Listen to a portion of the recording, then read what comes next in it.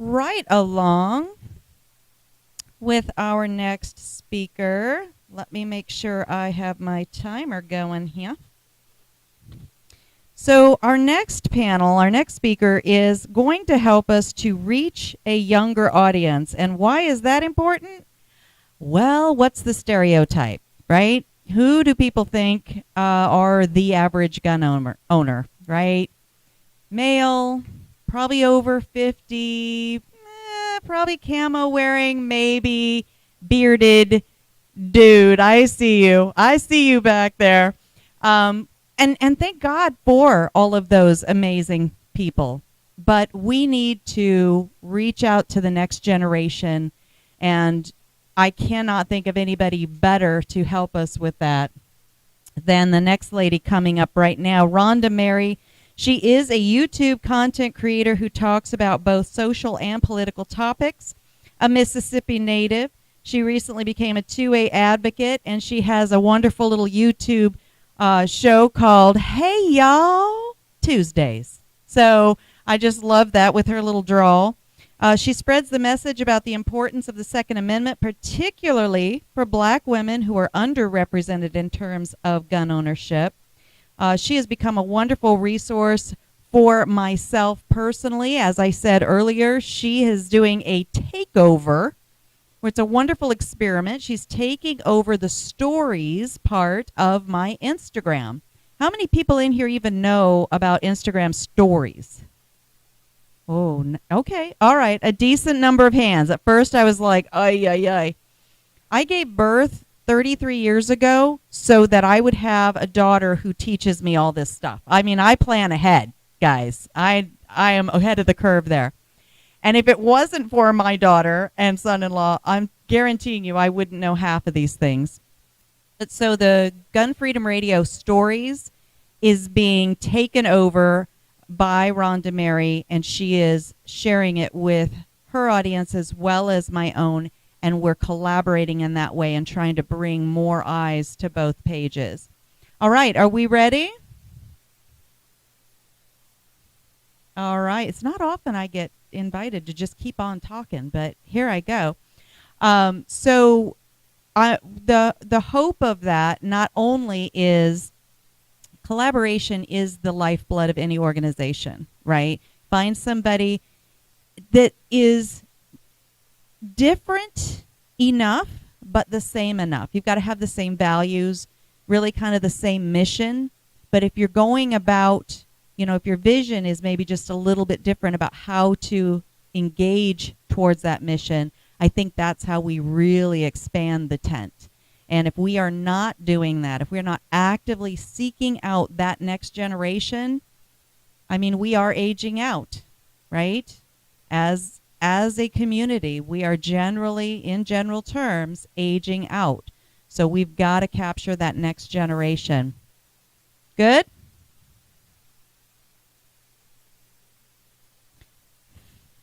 Fantastic. Hello. Hello, world. Yes, question. I certainly can.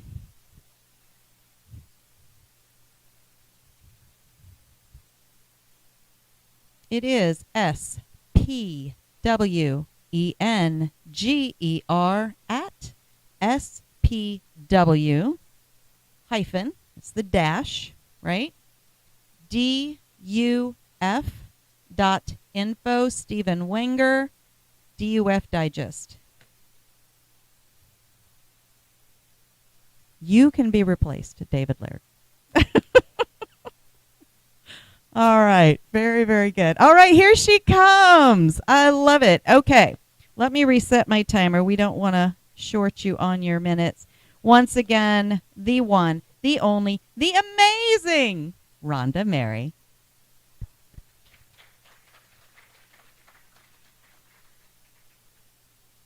Hey, y'all. So, let me see if I'm in my light. Where do I stand? All right, there we are. So, in just a second, we're going to get this video up here. I put a little time into it. So, we want to make sure that we get that up on the screen so you guys can take a look at that. But while we're doing that, let me go ahead and introduce myself. So I am Rhonda Mary. I am a Second Amendment advocate, a native of Mississippi. I am also a political commentator. And so today I've been invited to talk to you guys about reaching a younger audience. Now we're going to talk about why that's going to be a little bit easier than probably some of you would believe. Let's see if we get, okay, there I am. I'm just kind of tiny, but we'll get it in. We'll get it here in 1 second. So if you guys want to see where I am, somebody earlier said say that at the beginning of your speech, so I'm going to go ahead and just throw that out there now. All right, if you would like to find me, I'm at Rhonda Mary on these different platforms. And while we're waiting on this, show of hands, how many of you think that we are currently in a culture war? Oh, my Lord. That's about everybody in the room. All right. Can I get a mic real quick? Somebody tell me, anybody, why do you think we're in a culture war? Do we have a mic that we can get to the audience?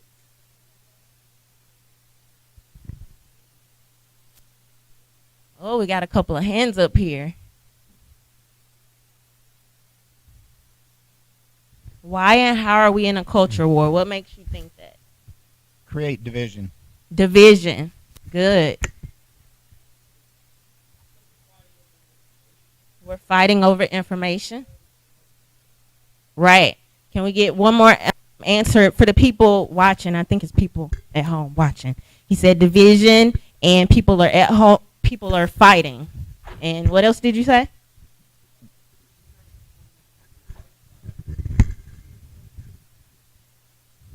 Okay.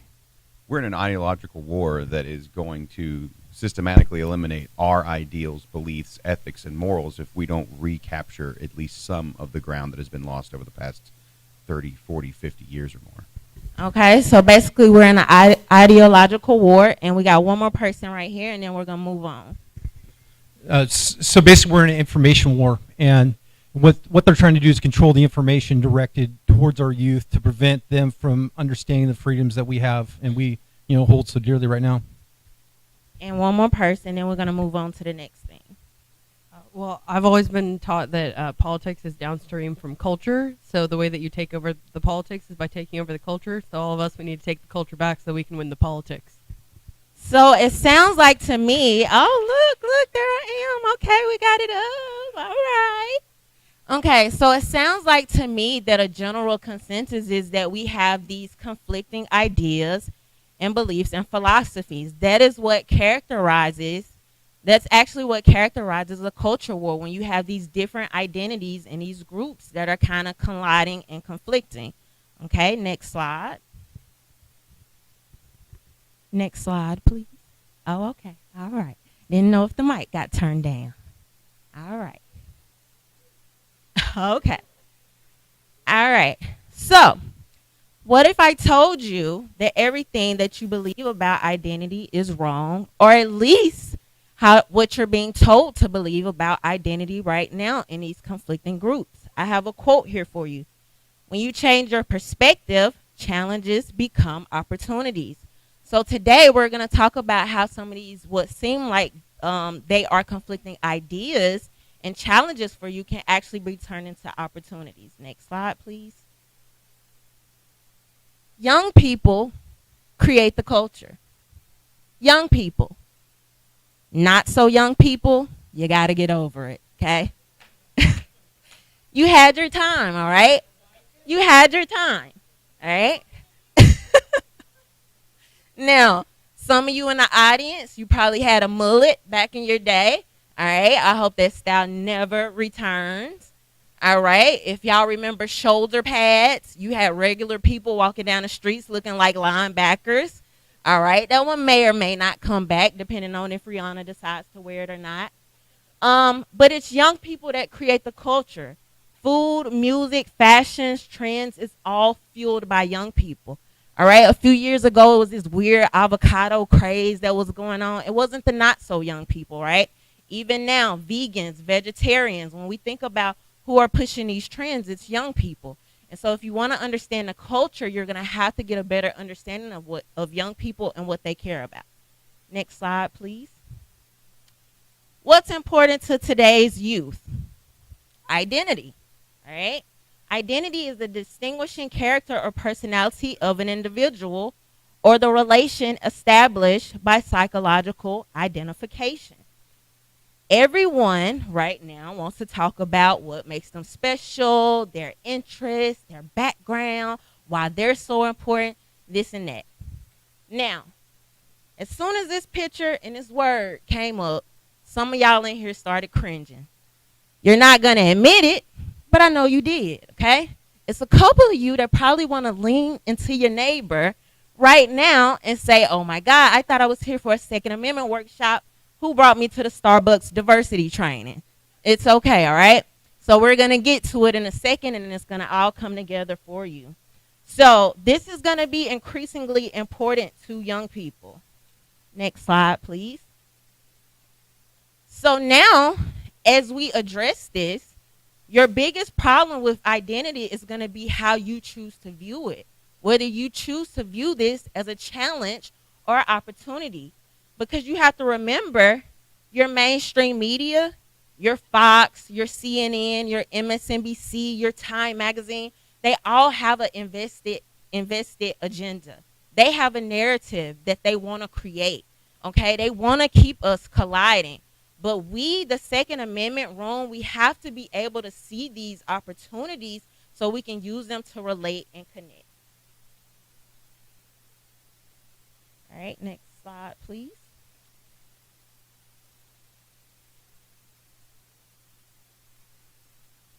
Okay, here's a quote for you. You can't stop the waves, but you can learn to surf. Instead of feeling hostile, challenged, or maybe even defeated by those you believe to be on the opposite spectrum of the culture war, why not use the same things that are motivating the youth currently to relate? Why not, instead of trying to stop and fight the waves, learn to surf? Next slide, please. Identity isn't just about skin color and sexuality, okay? This is a lie that you've been told by the media to make you feel hostile, indifferent, and feel like the other. We all have identities and are a part of subcultures. Athletes, soccer moms, Southerners, veterans, outdoorsmen, students, foodies, artists, Americans. And once you see the beauty, connectedness, and opportunity in these identities, you never have to feel othered again. Instead of worrying so much about how you differ from someone, let's start taking advantage of what we have in common and using that for our desired outcome, which is ultimately the Second Amendment. Next slide, please. So, I'm probably one of the newest gun owners in this room, okay? And one of the first things that I noticed coming into the community that was talking about gun ownership, it was a lot of me. Don't tread on me, my Second Amendment rights from my cold dead hands. All right? Young people don't care about that. We do not care. We don't care about your rigid talking points. They're not inspiring. They're not motivating. They're not educational. All right? We want to know, what does this have to do with me? How will this impact my life? What can I gain? Let me tell you a quick story, because I know I'm probably running down on time. Oh, okay, I'm good. All right, so let me tell you still a quick story. All right, so I went to this volunteering opportunity, which was, I was volunteering like recycling, okay? And so I was there, and I heard this young lady, and I overheard her because she was actually speaking to someone else, and she was talking about how she just hated guns. Now, keep in mind, this wasn't a Second Amendment event. I don't know this lady from anybody else walking the street, right?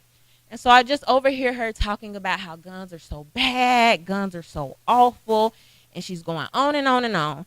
And at this time, Trump was in office, and she was just saying, I just wish that Trump could just take the guns and get rid of them and get them off the streets. So as I'm listening more and I'm just picking up on the things she's talking about, and after a while I decided to, just politely interject. And I asked her, I said, what do you think that would look like if someone were to come and take the guns off the streets, as if you said. And basically, when it boiled down to what she was explaining door-to-door confiscation to me, right? Now, as I'm looking at this lady, young black woman like me, and I'm kind of knowing a general area of where we are.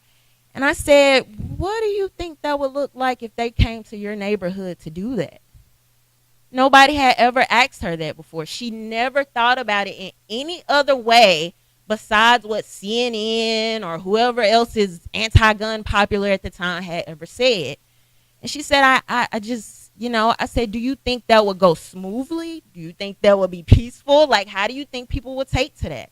That was her first time really thinking about it on that foundational, like really practical level, right? How it would impact her and her neighborhood and her community. And so I go on to ask her, I said, well, let's talk about this a little bit more. Because I said, what is your real concern with gun ownership? Like, what concerns do you have? What fears do you have? And she said, honestly, she said, my son is with his father a lot of the time, and he's a gun owner. I do not think he's a responsible gun owner, and I worry about the safety of my son. I said, have you ever talked to your son about gun safety? She said, no. I said, why wouldn't you? I said, don't you think it would be better if you empowered your son and you taught him on the front end instead of coming back and having a sad story on the back end? I said, don't wait. Start teaching your son now. Empower him now. So when he's with his father, he's prepared. He knows the do's and the don'ts. Do y'all know she looked at me and she was like, I've never even thought about this. I've never even thought about this.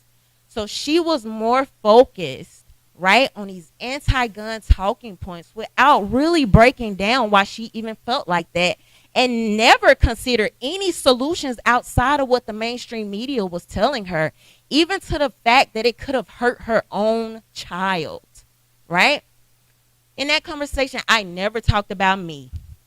I didn't say what kind of gun I had. I didn't talk about my rights. I didn't say anything about my neighborhood or anything else, my family. I made that conversation about her and her concerns. People want to feel like you care. People want to feel like you relate. People want to feel like you have an actual interest in listening and hearing their concerns.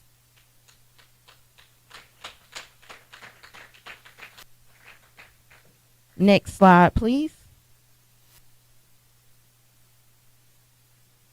So now this means you have some actual work to do, okay? Drop your prepackaged talking points and leave lasting impact on people. Ask questions. Be genuinely engaging, okay? Find out where you relate to people. Find out more about their identity, because when you do, you can find out what actually matters to them, right? Next slide, please. A young soccer mom wants to keep her children safe. Her children are going to be the most important thing to her. She will give her life for them. If you can find this out about her, then you know how to relate to her. Next slide, please. A runner wants to feel safe in their neighborhood, all right? I'm sure most of you in this room recently heard the story where the young lady was murdered running through her neighborhood. You saw all these people, the runner community, coming out talking about how this affected them. If you can understand people's concerns and you can talk about stories you know, but don't talk about the stories in a way to make people fearful, do it to give people empowerment. The younger culture really care about feeling empowered. Next slide, please. Female students want to feel empowered. 13% of all students will experience rape or sexual assault through physical force, violence, or inebriation. Women want to feel safe. Show your support for holding bad men accountable.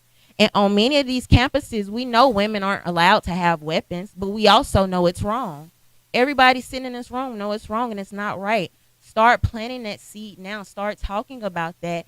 and empowering her. And like I said, not in a fearful way. Next slide, please. Now, what about the identities that you may find more challenging? I have a script for you if you want to take a picture of this. I don't know what it feels like to be a part of that community. I won't pretend to understand. I know that you deserve to feel safe and protected. You deserve to defend your life, and if anyone ever tries to take that away from you. I understand that you have a unique circumstances or history in this country.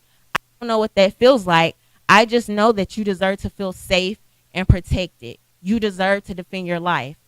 Because regardless of what you care about, all this other stuff, one thing we all agree on is people deserve the right to defend their lives. That's why we're here. So even if you don't have anything else to say to these other things, that's the one thing that you know in your soul. You know that in your heart, right? And we all know these grandmas that like still try to dress hip and be down and listen to the most popular music. And it's like, for real, you don't have to be that person. Do what works for you. Make it relatable. People love authenticity. So keep that in mind. Next slide, please.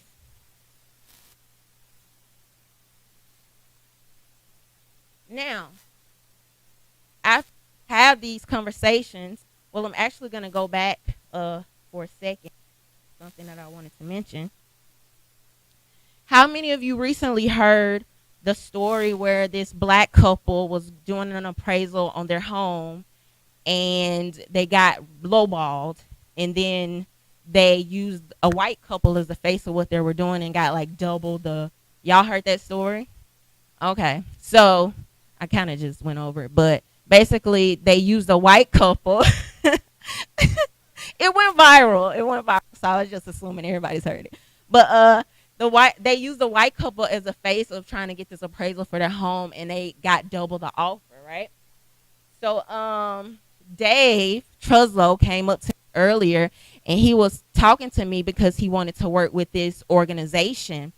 And the organization was like a social services organization. And I can't tell the story exactly like he can, but to get to the point, this particular organization that he wanted to work with was in the inner city, and it was headed by some older black ladies.